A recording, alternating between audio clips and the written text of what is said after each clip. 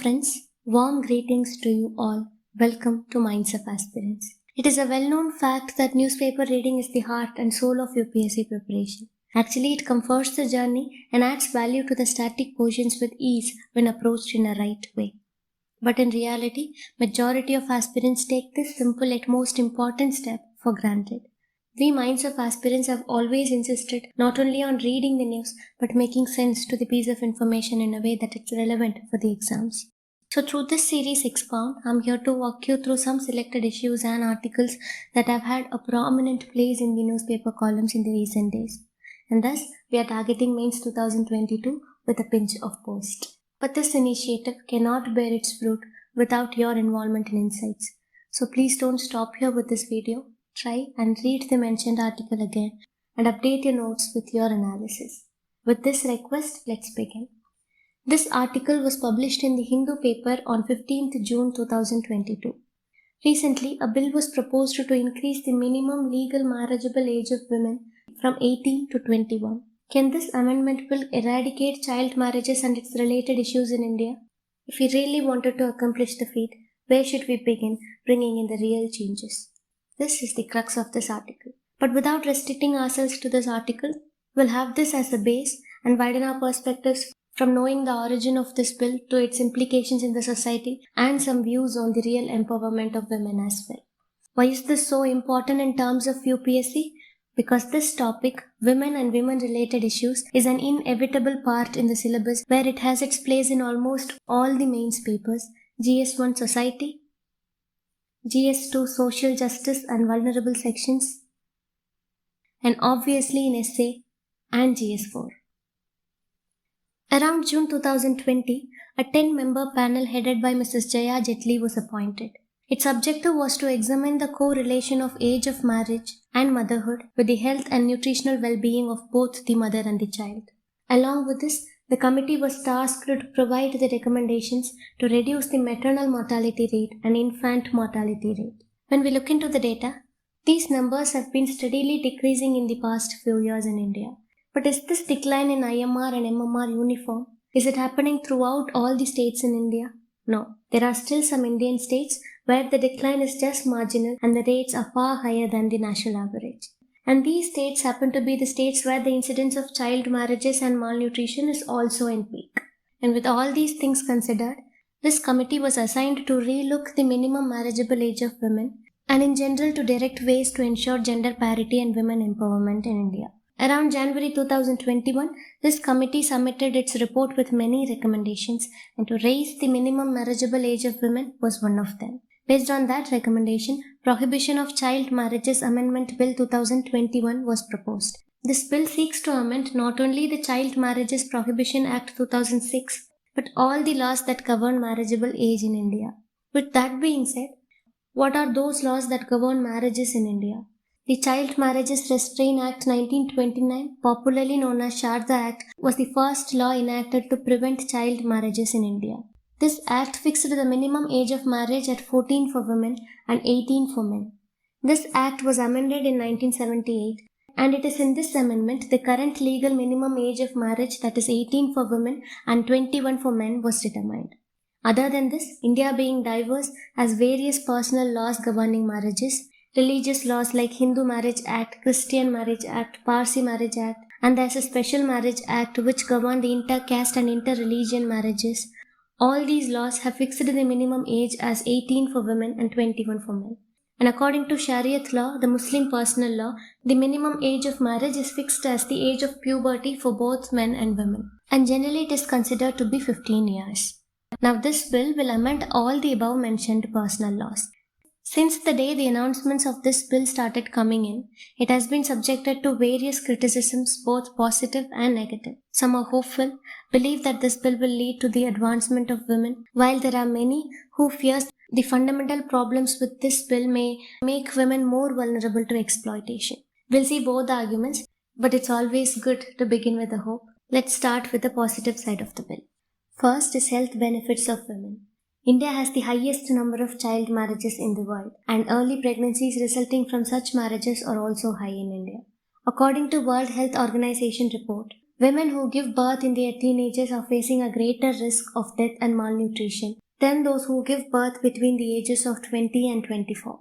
So this bill, after its enactment, will be instrumental in reducing MMR, IMR, and improve the nutritional status of both the mother and the child. Also, this will reduce the chances of stillbirths and miscarriages, which are more common in early pregnancies. Next is upholding the equality and non-discrimination with respect to gender. You might have noticed this while discussing the laws governing marriages, that in all the marriage laws except Muslim personal law, the minimum marriageable age of women is lower than men. And this has always been justified in the society with different mere belief systems that says women get matured quicker than men, and so it's appropriate for them to get married soon and many things like that. But when we take a closer look, let's say with the historical lenses on, the basis of this age difference is the patriarchal mindset that prevailed during those times when these laws were enacted. At that time, it was only men who has to work to support the family financially, so it is an absolute necessity for him to get educated. And even if not a proper education, he needs to learn some or the other skill for livelihood. And this learning demands time. Here comes the question of marriage. When is the marriage? Only after completing all the above mentioned things. On the other hand, at that time for a woman, it is more than enough to look after the kitchen, kids, kins, and her husband. It was told to the women community that education was not that necessary for them to do these stipulated works. Also, women were expected to give birth to as many children as possible within her most fertile period, which is few years from the onset of puberty. For this, they should get married very soon. Their education, advancement, and other achievements were not considered as necessary and important as these things did for a woman at that time. So Indian society, without any doubt, has evolved a lot from those times. But to be honest, kind of these things and thoughts do exist even now. Maybe in a different degree or shape from the past, I would say, but it does exist. So this act will remove the historical discrimination in marriage laws and restore the constitutional promise on equality and non-discrimination with respect to gender as guaranteed in Article 15. The next advantage of this bill is financial independence. With this law, women are going to get some 3 years to enrich themselves. They are going to get some more education or other skills, and with that, they'll get employed in the market and their financial independence will be made sure. Certainly, being financially independent comes first in terms of women empowerment. Also, this will make women enter the labor force in higher numbers. According to periodic labor force survey, women constitute nearly 48% of the total population, but only 22% of them are in workforce. Also, according to India Skills Report 2021, there are more than 45% women with employable skill and talent, but only 36% of them are employed. With this law, women community will contribute more to the Indian economy than ever before, and the demographic dividend potential of India can thus be harnessed. Next in the line is responsible parenthood. We discussed in the beginning about the physical health of a woman to bear and raise a child. In the same way, if we raise the question about whether a girl is mentally ready to raise a child at the age of 18, in most of the cases the answer is no. Because what these children have been doing till then, that is up to 18, they might have been in their schools, right? In general, schools do not have life skill subjects in their curriculum. And even if they do, the importance and the emphasis the subject deserves is hardly given. Sex education is not availed. The women are not educated about their reproductive rights as well. On the other hand, most of the Indian families are not that democratic when the women speak about the same, especially in early marriages. So in this case arises this situation where these children not being mentally ready for a child rising are asked to bring up the child. Today's children are tomorrow's society. So parenting play an important role in the building of the society. So if with this extra 3 years, through education, the exposure they get, this may change and develop their views and perspectives towards the society. And there's a lot of hope that they will become more responsible parents in the future. Next is women empowerment.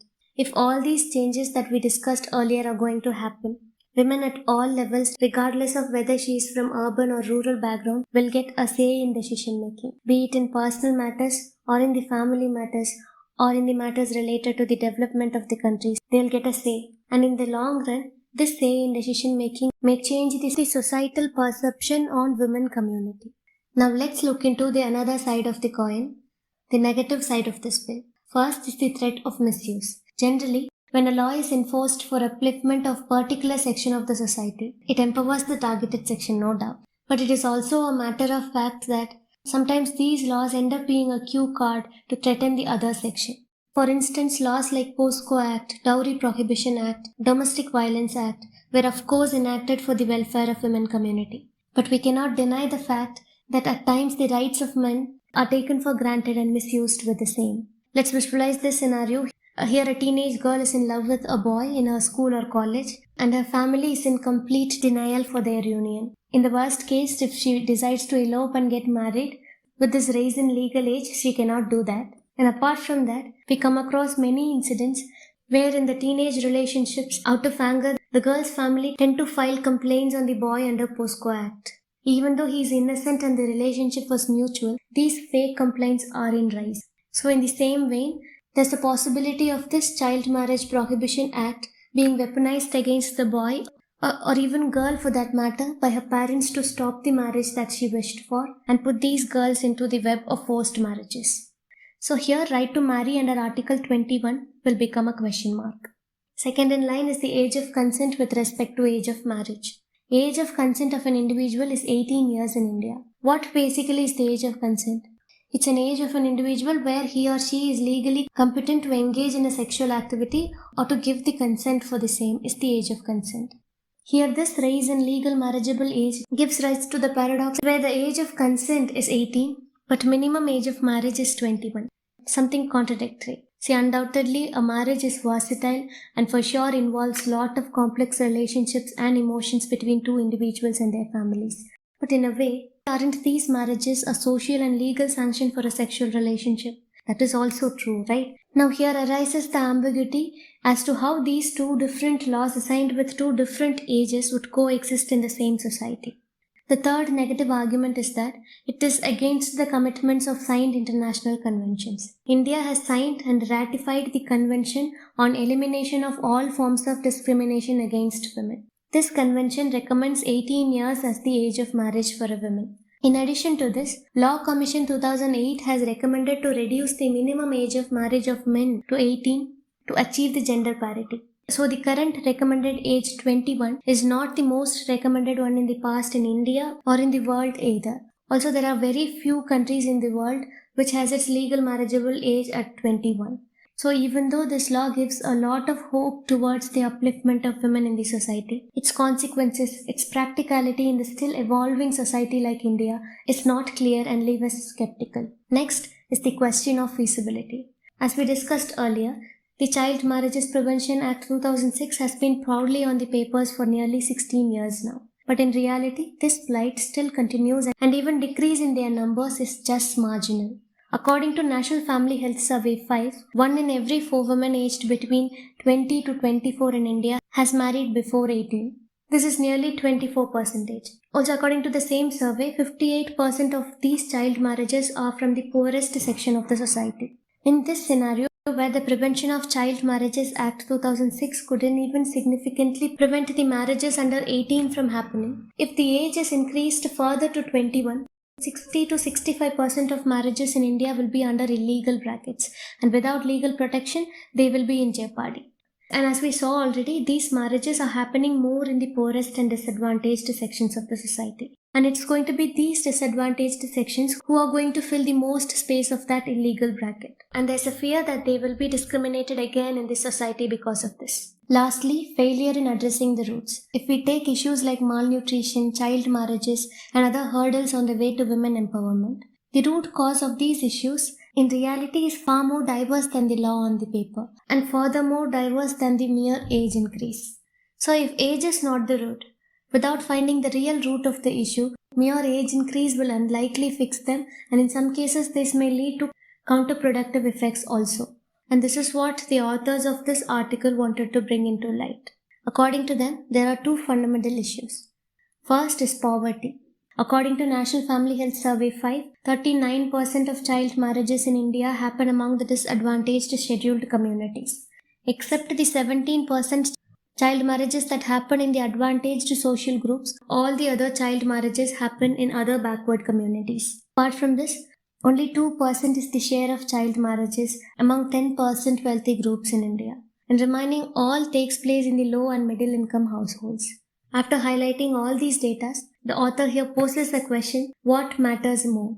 the age of marriage, or the factors that facilitate child marriages. So now, why child marriages? What are those main reasons that facilitate them? Poverty. Poverty, lack of educational opportunities due to poverty, followed by lack of awareness due to the lack of education. As a result of that, still more expeditiously happening child marriages, and after such marriages, with no access to education and livelihood, again poverty. And this vicious cycle tend to continue for generations. What are the other reasons apart from poverty? Dowry. Beyond questions, the dowry market is a paramount part of the route. Moving along with the inflation trend, like inflation indexed bonds, it's inflation indexed dowry now. So when a marriage is delayed, inflation will be there in the economy intact. This will not only raise the cost of conducting weddings, but the cost and amount of dowry as well. So parents are in the position to marry off these girls as soon as possible. Here, fear of dowry becomes main cause of child marriages, especially in poor and middle income households. Next is fear of sexual assault. Usually, even if the parents are aware that it's better for their daughters to have education and employment rather than being married at their 18, fear of sexual assault. This acts as the biggest impediment among parents in moving towards the delayed marriages. So parents are in a state to free themselves from the responsibility of protecting their daughters as early as possible and transfer the responsibility to the groom. And this fear of sexual assault, it is universal in every household of girl children, regardless of the subsets of poverty and social backwardness. So apart from poverty, this state of the society and the mindset in the society becomes the most important reason that facilitate child marriages. Next up, if we take malnutrition, again the reason is more based on poverty rather than age of marriage. It doesn't matter much here whether a woman marry at 18 or 21. If they do not get enough nutrients in their daily diet, they will be malnourished anyway. Even if we get them married at 24, they will be malnourished and child from them will also be malnourished. This article has also discussed an important link between education and malnutrition, and I am going to leave this to you to read and analyze. You're going to do this by yourself. Now let us move to the second focal point of this article, education, the real rescue. According to National Family Health Survey 5, only 4% of child marriages in India takes place among women who have completed their 12 years of education. This percentage is much lower among women who are educated up to graduation. From this, it is evident that most child marriages happen when education is denied to the socially and economically disadvantaged women. So, education plays a critical role in eradicating child marriages. The importance of access to education in aiding the change can be substantiated with the following dataset. Median age of marriage of women, that is, the average age of Indian women at which they are getting married. This median age of marriage is significantly increasing for the past 2 decades. The median age of marriage in 2001 is 18 years, 2011 it is 19 years, and in 2021 it is 22. The educational reforms that had happened around the early 2000s, like the right to education, higher high school enrollments, they play a major role in this noticeable volunteer improvement in terms of age of marriage. So in this scenario, knowing the potential of education, finding out the real reasons that hinders the access to education will be more imperative than the mere age increase. Generally, the need for education and a quality education is prime, no questions. But now with this age increase, this will become an absolute necessity. Why? Why is it so? Let's see. Because in India, Compulsory Education under Right to Education Act 2009 is guaranteed for children from 6 to 14 years only. So here for a girl child or a child, education up to 12th standard, that is even till the end of the school education itself is not guaranteed. It is at this stage, around 14 to 15 years, most of the school dropouts also happen. For example, there's a girl from a socially backward village of India. She dropped out of school at the age of 15. What is life like for her after that? For some 1 or 2 years, she involves in the household chores like cooking, fetching water, working in the nearby agricultural fields and stuffs like that. And around 16 to 17 years of her age, she is married off and continued to do the same after the wedlock throughout her life. This is what is the stark reality of most child marriages prevalent in rural areas and some urban areas as well. So without ensuring education, employment, empowerment to these girls, with just the increase in age of marriage, these women will be left helpless and more hopeless in the path of exploitation, wherein the situation becomes like this, where there is neither an ensured empowerment nor marriage until 21.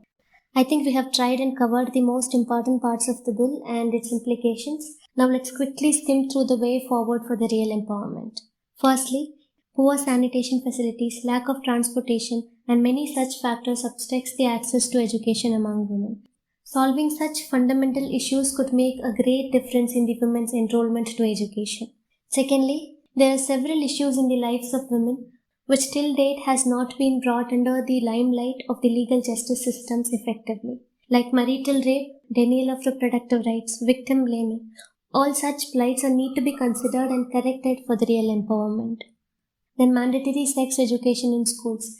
The subject has to be approached scientifically among both the genders in such a way that knowing our own body and its functions is no longer a taboo. This will enhance child's awareness and reduce child's vulnerability to teen attractions and digital pornography. Thirdly, skill development to climb the career ladder, equal pay for both men and women, safe and conducive environment, and child care centers in the office would boost the employment and productivity of women in the labor force.